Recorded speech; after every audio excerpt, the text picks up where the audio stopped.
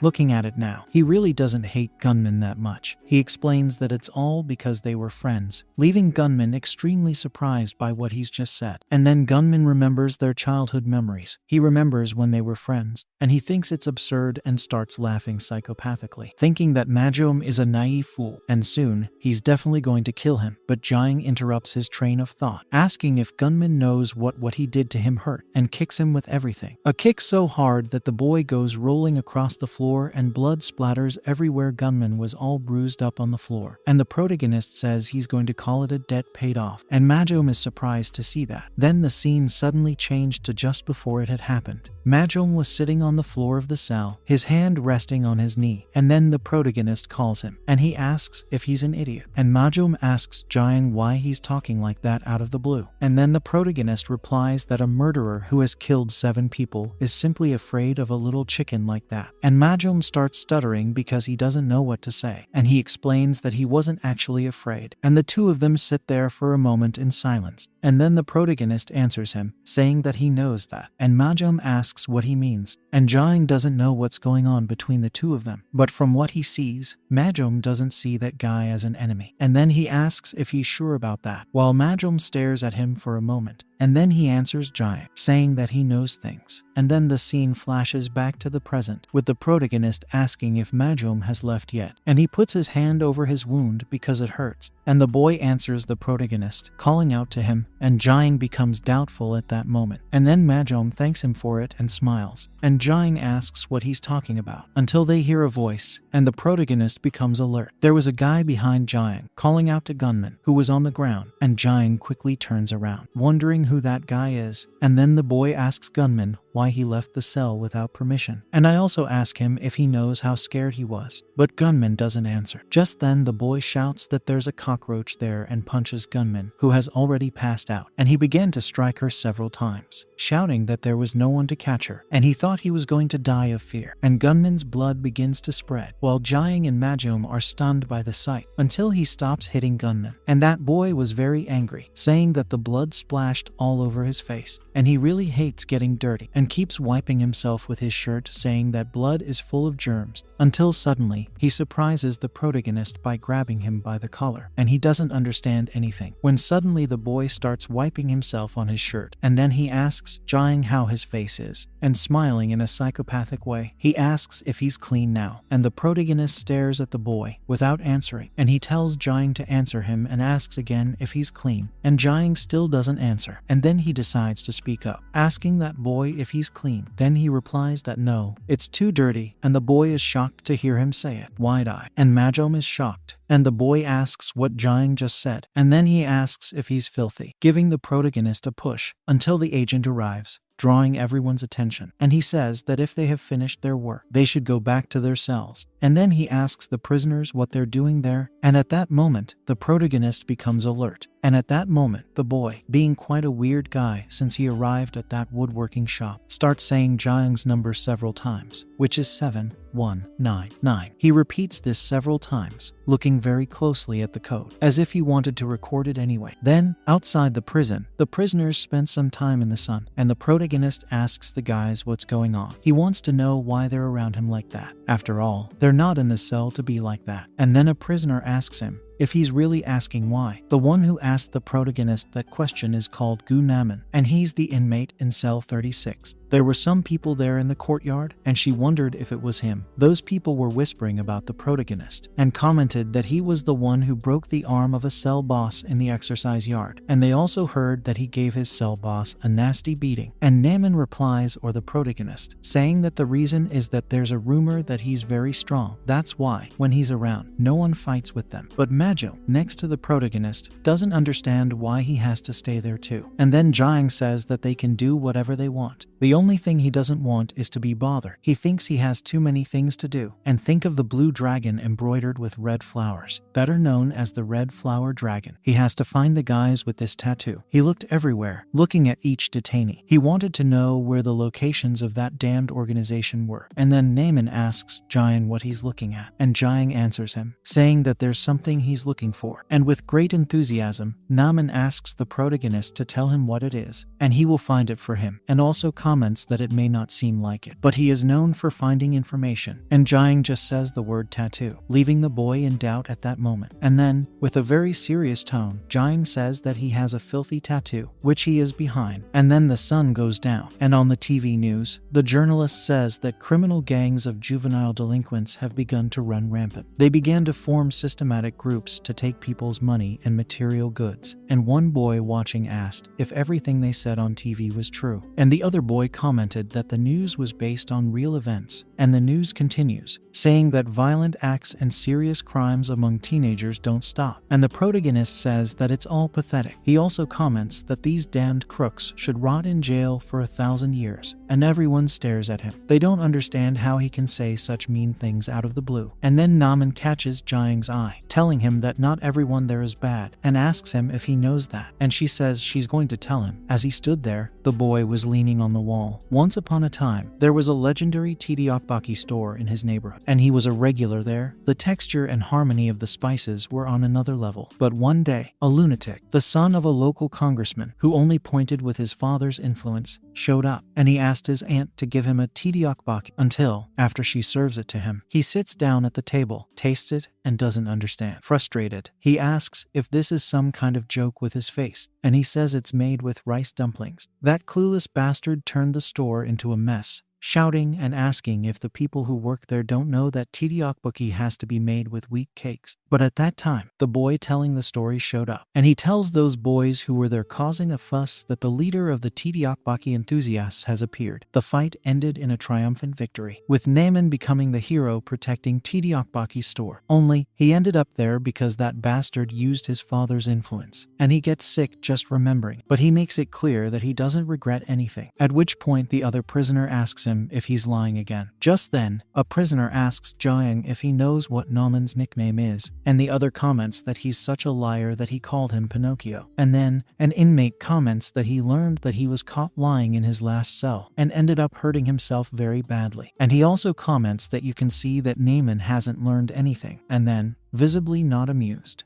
Naaman asks what they're talking about. He says that all their stories are based on real facts. And then the inmates say yes, only in fiction, and the other comments here that he wouldn't believe it, even if his life depended on it. While Jiang just listens and doesn't know what to say. And then he decides to speak up and says that it doesn't look like Naaman is lying. And Naaman asks the protagonist what he's trying to say. The aphids provide the ants with sugar, and the ants protect the aphids in return. It's almost like his relationship with bullies. From the start, he was always the aphid for the bullies to protect, and he can say that he's lived like that all his life. But he knows one thing for sure. The real boss of this cell is Jiang, and Naaman thinks Jiang likes him. And if he becomes the protagonist's right-hand man, he believes everything will be easier. Spring has finally arrived, and spring is always filled with the scent of flowers. And he kept on gardening and laughing a lot, until while he was tinkering, he threw some soil with the shovel, and she picks up that strange boy who doesn't understand. The boy sees that he is dirty and is confused.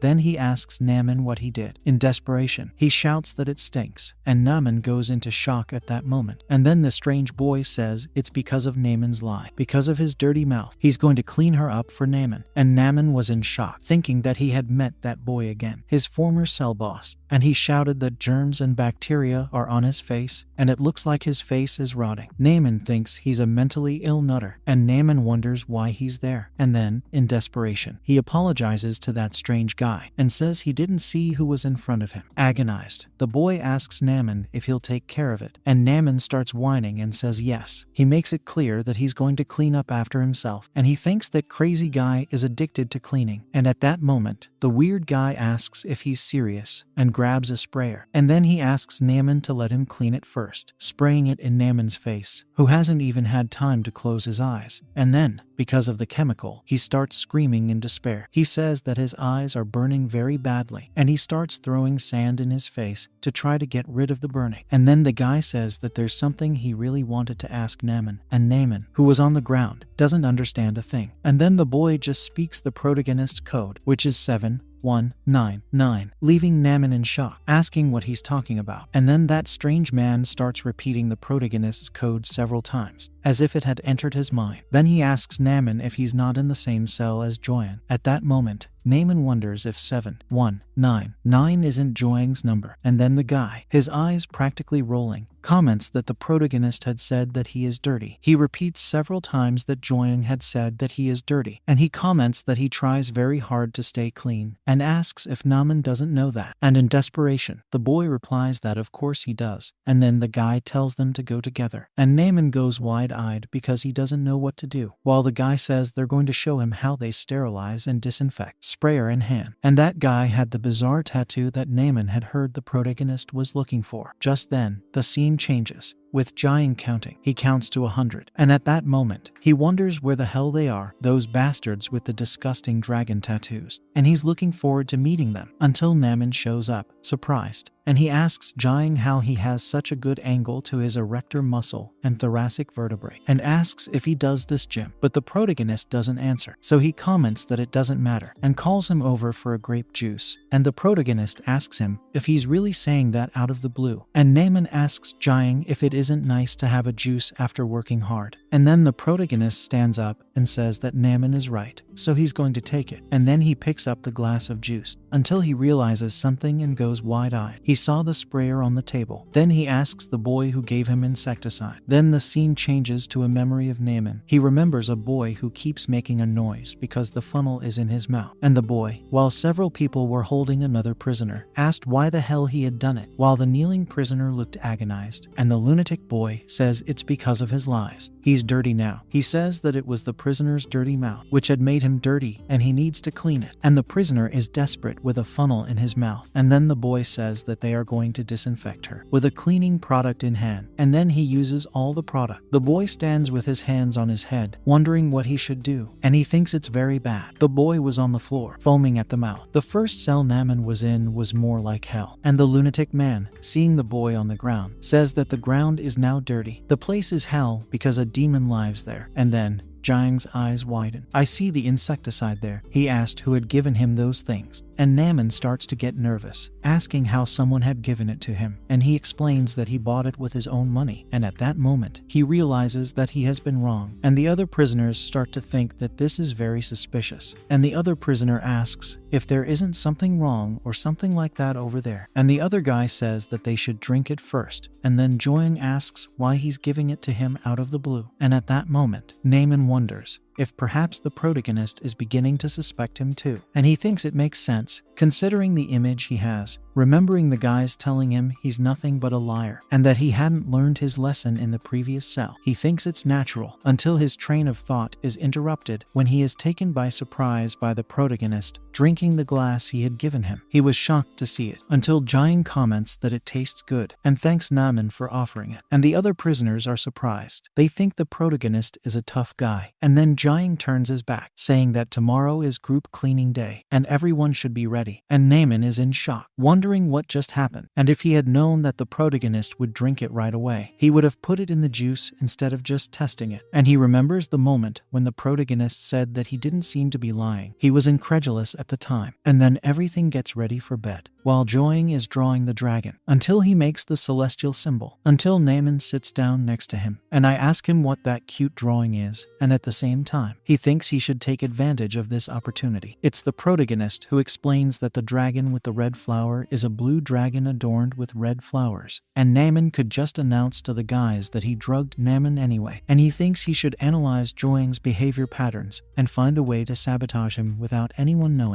All he thinks he has to do is find a way. And at that moment, the protagonist tells him he's going to find all the bastards with that tattoo. Then he asks Naaman if he has anything to say. And Naaman thinks for a while and comments that he's actually been curious for a while. And the protagonist doesn't quite understand what he's trying to say. He asks the protagonist why he trusts him, but the protagonist doesn't understand. And Naaman explained here that he should doubt liars like him first. Trusting people without thinking can cause problems. And Joyang became pensive at that moment. And Naaman wondered what nonsense he was saying now. And the protagonist, after some thought, is quite serious, until he tells Naaman that being good at fooling others means he's pretty smart. And a smart guy like him, I wouldn't make him like his enemy with stupid lies. Joyang says it like it's a threat, and Naaman goes wide-eyed because he picks it up immediately. Joyang quickly gets up, telling the guys that he's going to turn off the lights, and also comments that Naaman should go to bed early too. And Naaman doesn't understand anything at that moment, and he looks at the drawing that the protagonist left on the floor, and then he thinks about being a smart guy. Then, in the prison corridor, one agent asks the other if they've announced that the Minister of Justice is coming for an inspection today. Then he thinks the place should be properly cleaned. The prisoners agree and clean up as quickly as possible. Then the scene switches to an isolated part where the lunatic is telling Naaman that he said he would do it. Naaman was startled, wide-eyed, while the cleaning fanatic said that he had promised he would disinfect the protagonist, and he kept repeating this several times. And with a very somber manner, he asks the boy if he's going backwards now. And Naaman thinks that maybe he shouldn't have said that, and he starts to stutter, saying that he asked Jiang if he really regretted calling him dirty. But when he was about to say the word dirty, he pauses and corrects himself, saying that he meant that word. He goes on to explain to the lunatic that the protagonist is a bit of an introvert. So he asks Naaman to apologize for him, and the boy pretends to understand. But to Naaman's misfortune, with a very dark tone in his voice, the boy says that Naaman is lying again, and then he punches Naaman in the stomach, saying that they're just lies. taking him by surprise. And Namin ends up hitting the wall, and the cleaning lunatic says that he simply can't forgive the 7-1-9-9, and he starts repeating it over and over again. Then, suddenly, he shouts that he won't forgive him and kicks Namin. He then rests Namin's head on the urinal and says yes, opening the bottle of bleach. He says he'll have to disinfect them both himself, and then he puts a urinal on to flush, while supporting the boy's head, and Namin starts to drown and calls for help. He thinks that's the end of him. He starts to swallow a lot of water, and realizes that he really is going to die, until the protagonist arrives on the scene and asks what the two of them are doing in the bathroom, and he calls the lunatic dirty, the practically forbidden phrase, and obviously the lunatic doesn't take too kindly to it, and after staring at Jiang tells that boy that he's filthy, and in desperation, Namin calls out the protagonist's name. Then he asks Jiang why he's so late, and then the scene flashes back to a few moments before all that was happening. Namin tells the protagonist that he needs to tell him something, and Jiang is a little confused, wondering if it's going to be like that out of the blue.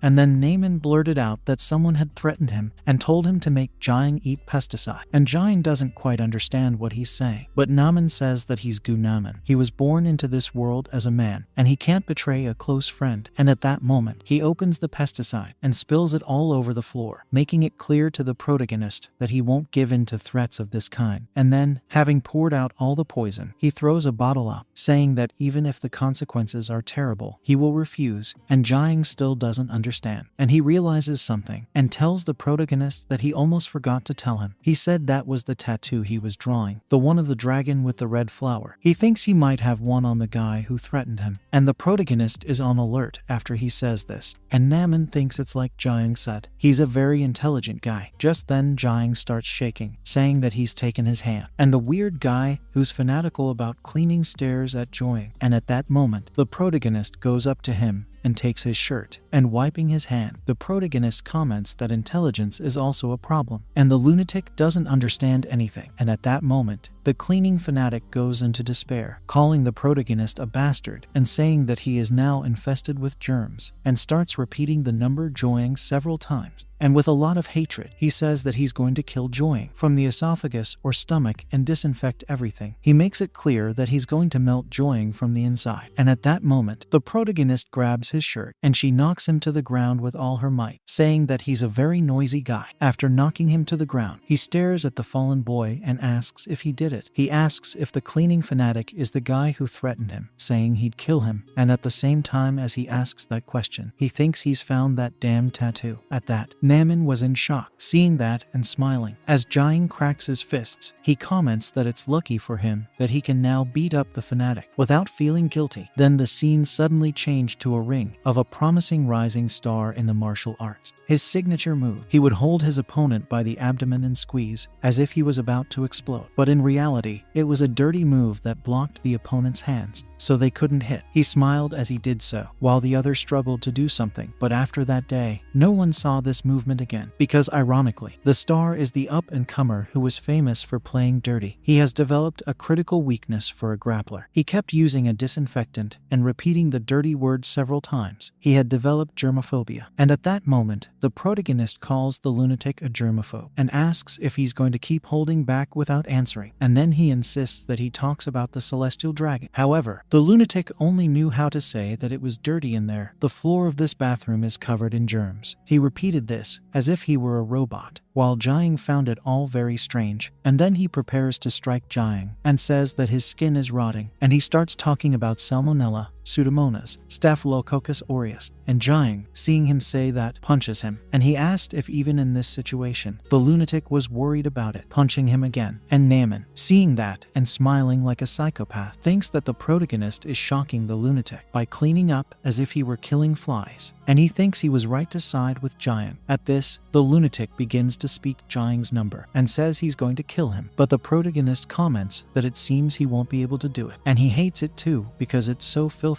But Jiang thinks he's going to have to use shock therapy against him, so he grabs the water from the urinal. He tells the boy to open his mouth, and at that moment, he had a memory. He was looking at his arms and realized that he had sweated too much. And opening the cupboard, he thinks that if he doesn't wash up quickly, he'll be interrupted. He was surprised to see a pile of garbage falling out of his cupboard, and he screamed. He He's shocked to see that it's garbage, and a man comes up behind him, asking if he's putting on a show, and he quickly throws the lunatic to the ground, and he comments that they're saying his germophobia is so severe that he can't even fight. Seeing how he can't get out of this situation, he thinks it might be true, and then he asks the lunatic if he knows how humiliated he was after vomiting in the arena, and at that, he called the lunatic a piece of trash who plays dirty, and picked up some trash. He tells the lunatic to open his mouth because he's going to shove it down his throat, and the lunatic's voice starts to shake, and he asks him not to do it, and with his teeth bleeding, he says it's dirty, and he begins to see the boy, the protagonist, and quickly, he grabs Jiang's arm. He flips him over, making him lie on the ground, and tells him that anyone who soils him will do so. He will beat it until it becomes a pulpy juice. Then he locks his leg on the protagonist. At that moment, I felt a little pain, and the lunatic, smiling, says that everything is fine, and now he's going to squeeze Jiang until his insides explode, and she holds his arms, while Jiang goes wide-eyed and starts to feel pressure. Namin is apprehensive when he sees this. Then he asks himself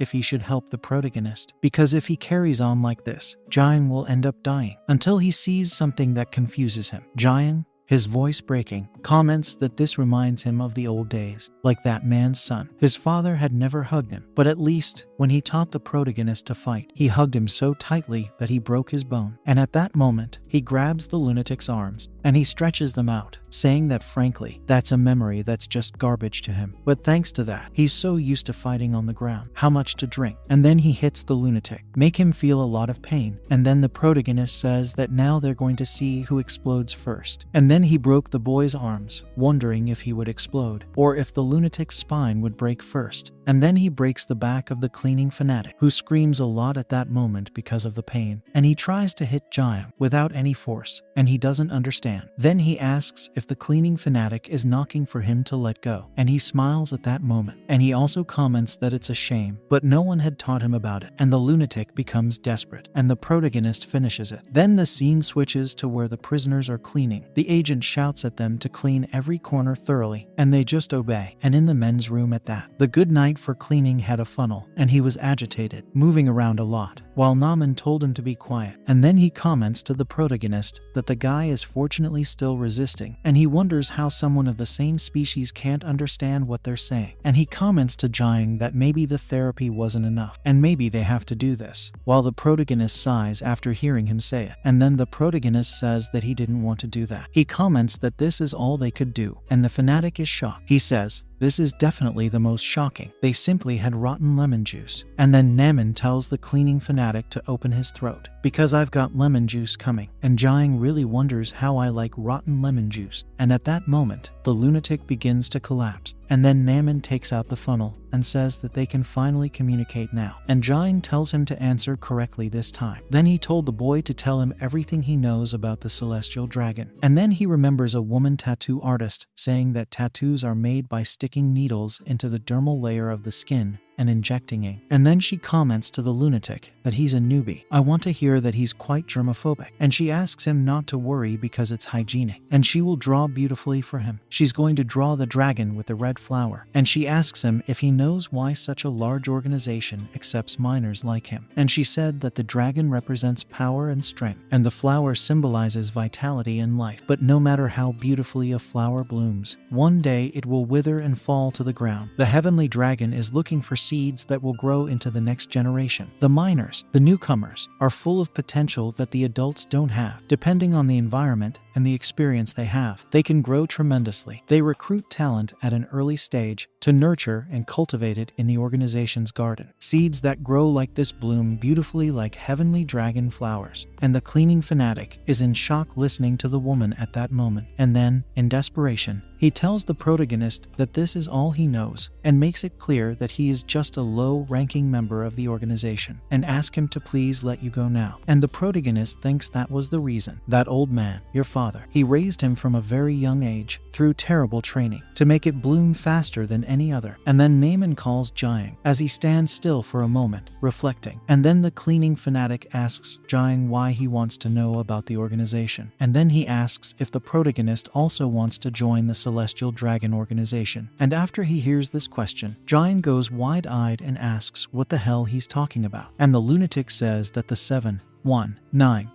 dared to challenge the heavenly dragon, and he thinks he understands why he was holding him back. And if he tries to please him, even now, he could recommend Jiang to the heavenly dragon. And the protagonist is very annoyed by what he's hearing. And then he grabs the fanatic's clothes, and the weirdo doesn't understand a thing. And then he starts to wonder why this happened out of the blue. And in desperation, he tells the protagonist that he said everything, and Jiang holds him by the neck, and with his other hand, he prepares a blow, telling the cleaning fanatic to shut up. And he explains that this is because he got very angry and hit the weirdo with everything. And outside there was a sign telling them to live responsibly and take responsibility for their choices, which is what every inmate should do. And we say that now they have to finish it, and the prisoners just do as they're told. And then Jiang was mopping the floor, and he said he wasn't going to leave. Then he asks for bleach, and Naaman gets down on his knees and says he's there. However, Jiang doesn't quite understand what's going on and asks Naaman what's wrong with him. And being quite direct, the boy answers the protagonist, thanking him, but Jiang still can't understand. And Naaman comments that thanks to him destroying that damn top, he thinks he can sleep soundly from now on. And the protagonist says that he didn't destroy it. And then he stares at the bleach, and he comments that when Naaman was in the previous room, he asks if he has been oppressed with bleach. And then he comments that usually people who are oppressed by this die. And he asks if he's not sure about that. But bizarrely, Naaman ended up surviving. And Naaman explains that this is because people who are tortured for this usually have foam coming out of their mouths. So he faked soapy water, and he tells it and starts laughing as if it were something funny. And he goes on to say that he actually lied about everything because he wanted to move to another room. So he had already prepared it, and he didn't want to imagine how crazy or cursed the talk got. And he thinks it was really terrifying and starts laughing, while the protagonist can't believe it. At this, Jiang comments that he doesn't need to thank him anyway. After all, he helped him find one of the people with the tattoo, and Naaman doesn't disagree. And Naaman comments that I saw earlier that the protagonist is looking for a tattoo of a creepy gang called the Celestial Dragon, and he asks why he's looking for it. And being very direct, the protagonist responds by saying that he's going to kill them all, and Naaman asks Jiang what happened. Jiang replies to him, saying that so far he's caught 2 of them, but he'll soon be able to find the rest. And Naaman, after hearing him say this, comments that there are quite a few people in the juvenile prison who have tattooed their bodies. He asks if they have anything in common, and the protagonist doesn't quite understand, until he comments that now he thinks about it. The 2 guys he had knocked down were cell leaders, and Naaman replies to the protagonist, saying that he understands,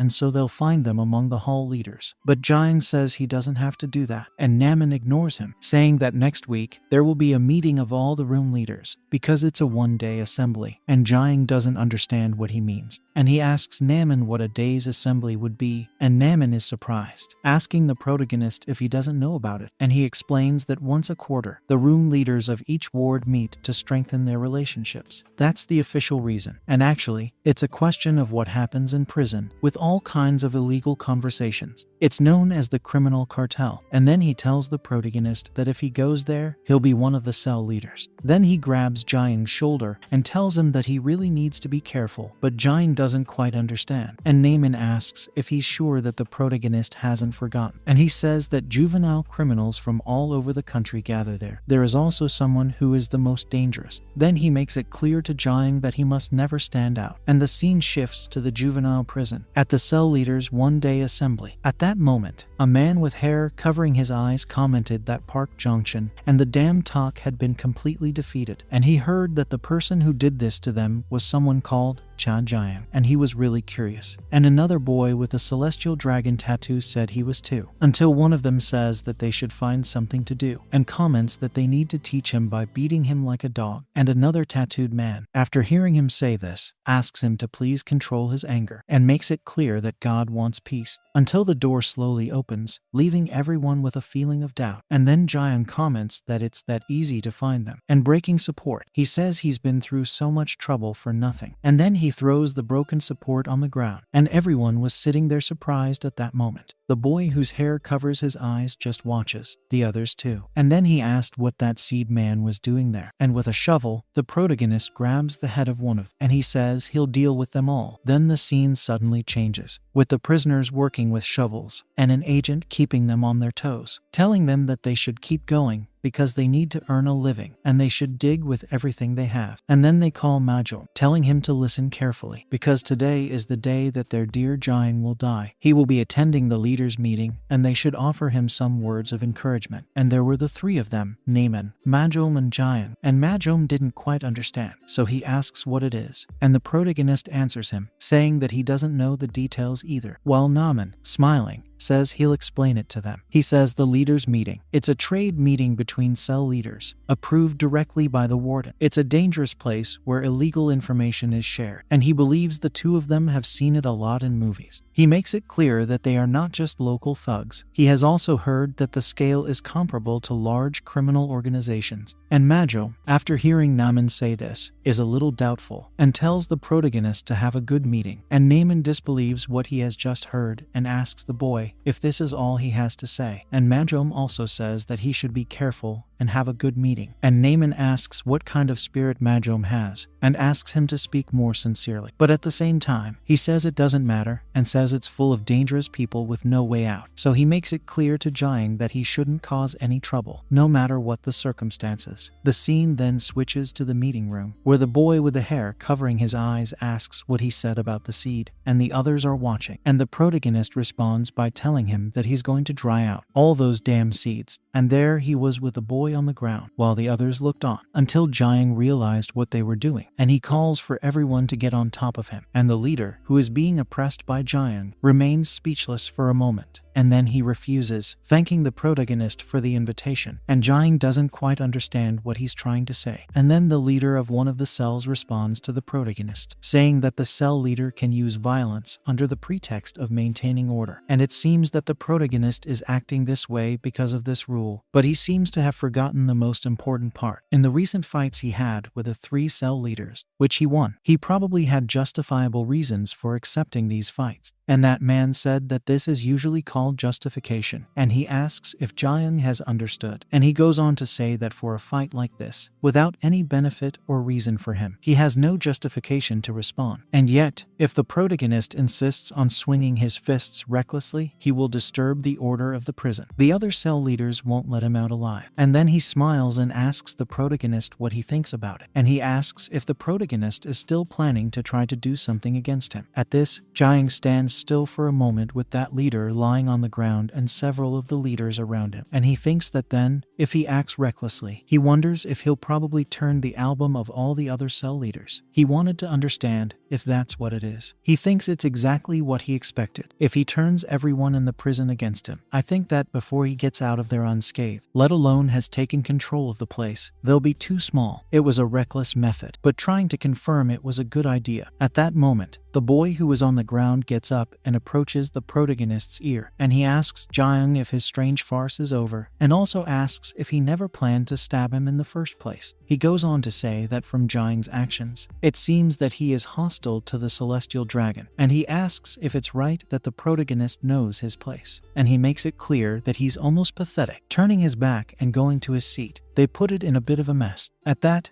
the boy replies that now that they're going to start the leaders' meeting. He says that first, unfortunately some people are absent, and he mentions Kim Sung-ho, the leader of cell number 36, Park Jong-chun, leader of cell number 7, and Kang Jin, leader of cell number 2. All of them are absent due to injuries. And at this, one of the leaders, a little full, is surprised and says that it's really a shame, and he was holding a crucifix in his hands. With his hands together, he was a guy who had a very great faith. And they comment on the cause of all these incidents. It's Cha Jiang, saying that he is the new leader of cell number 36, and everyone is surprised to see that this is the guy from the rumors, with one leader being quite ironic, saying that Jiang is very handsome, and the other asking which gang he belongs to. The protagonist is just watching. He realizes that there are about 15 cell leaders together there, and at first glance he doesn't see anyone with a celestial dragon tattoo, except for one guy, until the bespectacled boy calls Jiang and asks if he has anything to say as a new leader, and the protagonist becomes pensive at that moment. And then he asks what's so special about being a cell leader, and a cell leader doesn't understand, asking what he's talking about. And then Jiang explains, saying that he's just looking forward to it, and the leader gets angry, saying that he's an ill-mannered asshole. He gets so angry that he ends up bursting his glass of water, at which point the bespectacled boy says that they'll move on to the second subject, and he says that the second issue is about the sources of income operated by the cell leaders inside the prison, also known as stores, in quotation marks. Part of the profits from these stores is going to the director, but one person didn't pay part of that quarter's tax. Park Do-won's betting den, and surprised, Do-won says that it looks like there's been a mistake on their part, and he'll make sure it's delivered by the end of the day, and the bespectacled boy thanks him for confirming it. At this, the boy with the long hair covering his eyes comments that, by the way, there's a strange rumor going around that all the high-stakes games in the betting den, which should be based on trust and fairness, they're all frauds. And he stands very close to the boy, and Do-won, smiling, says that everyone knows what happens if a guy is caught doing that kind of thing over there, and obviously there's no way he'd do it. And the boy comments that if they find out there's fraud going on in his games, he asks them to feel free to cut off his head, trying to show confidence to everyone there. And then the bespectacled boy distributing cigarettes in Block 2. Then evening comes, and in a garage, where a car was in the elevator, a person with a shaky voice asked him to please not do that, and he asks her again to stop and asks if what the guy has done isn't enough, and the guy replied, saying no, not anymore. And there was a barrel on fire. Then there was a scream, and the prisoner says that he's really hurt, and the other prisoner is quite surprised, saying that he can't believe that he won with this horrible pack of cards, and starts laughing and whining. The guy says he's going to change things in the next round, and his opponent says that if he keeps doing this, he'll end up hitting rock bottom, and starts laughing even more. But the angry guy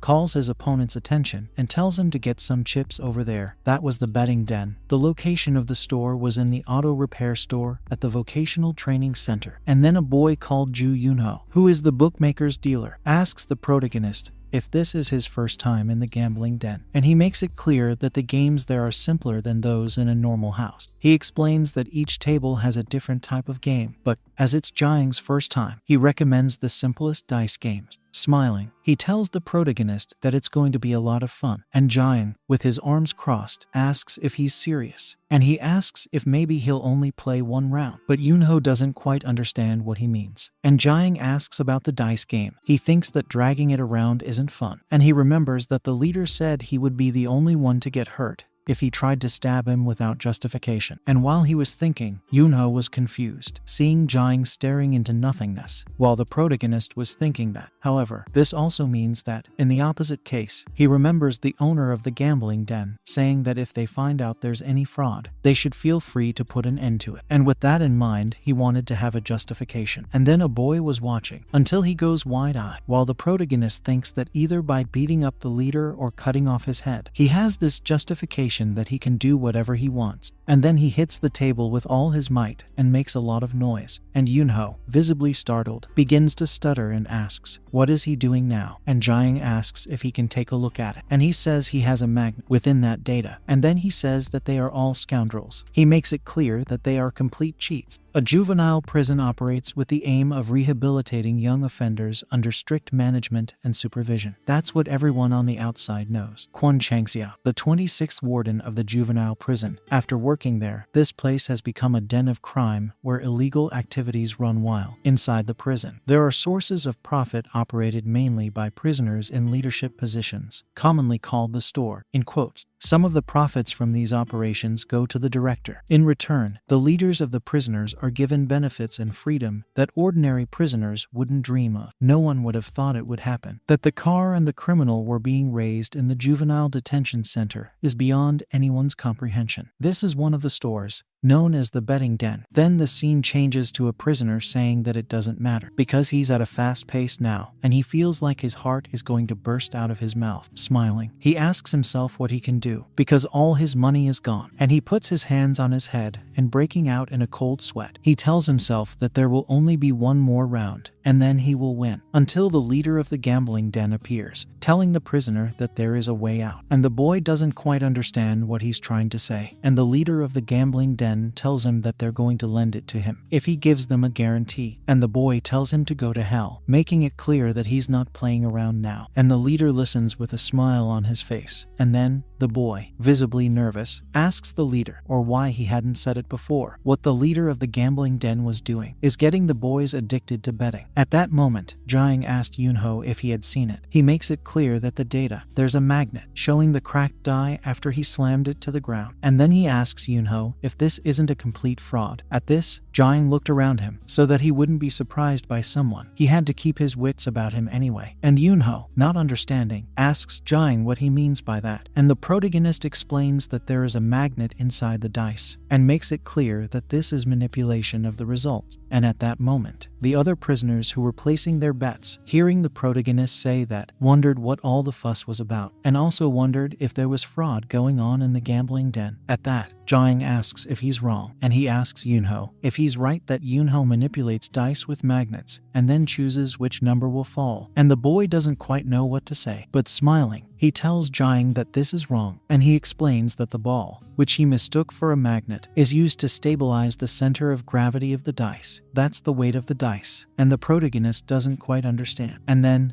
Yunho asks Jiang to take a look because the list is a real magnet, and he asks if he'd like to put him there, and the protagonist tests it, and then the ball falls, and Yunho says that if the ball were a magnet, it wouldn't fall like that. And as the protagonist can see, that's a real magnet, and asks Jiang if he's not sure. The gamblers are watching the conversation and think it's absurd. And then one of the prisoners asks Jiang why he's talking nonsense out of the blue, and Yunho starts laughing, saying that maybe it's because he doesn't have any money. And then he tries to nudge the protagonist, asking him what he thinks of them starting again, and Jiang is silent for a moment, while the leader of the lair stands there, watching all the action. He is focused on listening to what the protagonist is saying. Then Yunho is surprised, saying that it was too fast, and he asks Jiang if he's already lost everything, while Jiang stands with his hand on his head, not saying a word. He wonders what's going on, and he's sure there's about a 50% chance of winning, and he also wonders if perhaps he was unlucky. And at that moment, Yunho asks if he has anything else to bet on, until Jiang asks him to wait a bit, and he starts to look at his clothes, and snaps his mouth, saying that it's just a piece of paper, throwing it on the floor, and Yunho says that Yunho was very good for a first time. Then a man shouts, wailing. He says it's a fake, drawing Jiang's attention. The boy was very angry. He had a screwdriver in his hands and was shouting that it was all a hoax. And he also said that those bastards thought he was stupid. And the protagonist sees it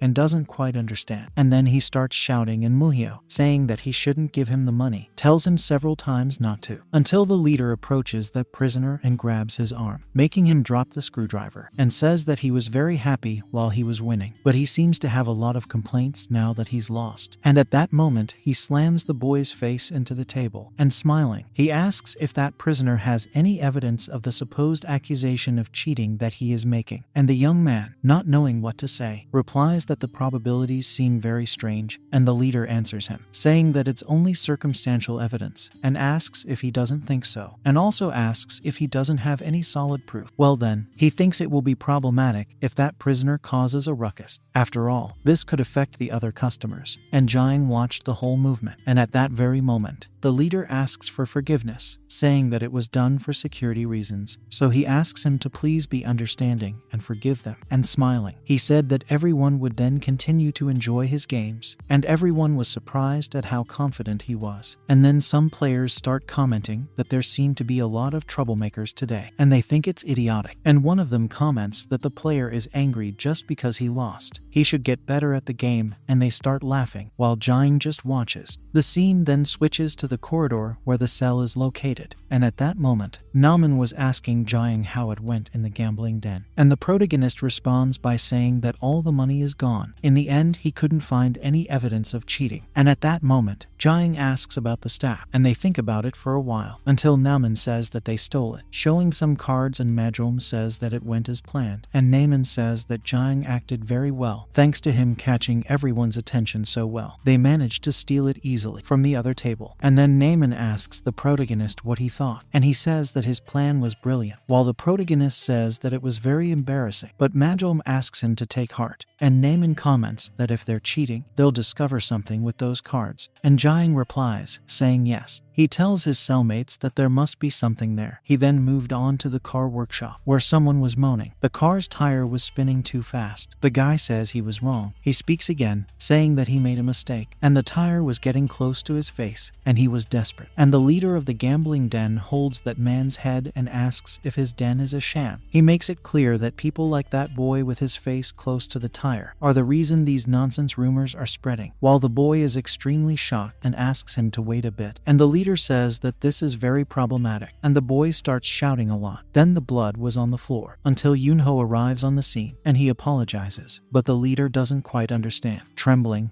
Yunho replies that a customer called Cha Jiang at his table has caused a commotion and hands some papers to the leader. And the leader catches on, replying that everything is fine and it's not Yunho's fault. He asks the boy not to worry about it, and with a psychopathic countenance, he asks Yunho to please continue working hard for his gambling den. And Yunho replies to the leader that he will clearly do so. And then the leader says Cha Jiang, for some reason, he has a strong hostility towards the Celestial Dragon group to which he belongs. He doesn't mind if Jiang attacks him, but it will be a problem if he damages the gambling den. And if there's another disturbance, then he'll have to do something. Then the scene switches to Jiang's cell, and Naman, very excited, tells him that he's found it. And he says that he can see, saying that he really can, and Majom doesn't understand what he means. And then Naman shows the bottom of the letter, saying that it's right there behind the letter. He explains that in the circle pattern, there are 2 circles of different sizes. It's marked, and it's a card that you can tell from the front just by looking at the back. And Majom wonders if they were really cheating. And at that moment, the protagonist thinks he has found it. He had managed to find the justification he needed. And then the scene switches to the leader of the lair in the workshop. He was saying that he was going to have to destroy the protagonist. The scene then shifts to outside the prison, where a sign says that you can start again if you have a dream. And an officer calls out to prisoner 2-6-5-8 called Kim Jong-soo, and he says he's released. And Jong-soo was carrying his backpack outside the prison, and he had a smile on his face until someone shouts for him, giving me quite a fright. A man in a white suit waves to him